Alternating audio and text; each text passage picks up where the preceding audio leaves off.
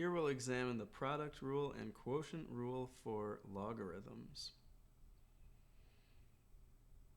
When we take a log of a product of two variables, then that will be equal to the log of the one plus the log of the other. Let's try it with this example of log of 10 times 10.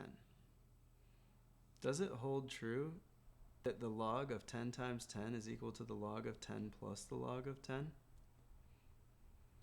We'll go on your calculator and press log of 10 times 10. Type in exactly as it appears. The answer will be 2. Now type in the log of 10. And what do you get? 1.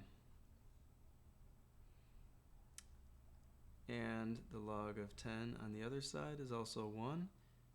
And we get 2 equals 2. It actually holds in that case. When we have a division in our log, the log of x over y is equal to the log of x minus the log of y. Let's try it with this very simple example. Type into your calculator the log of 10 over 10 with the 10 over 10 in parentheses.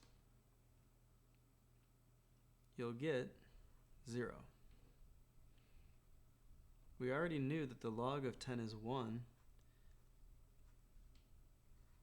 and the rule holds in this case as well.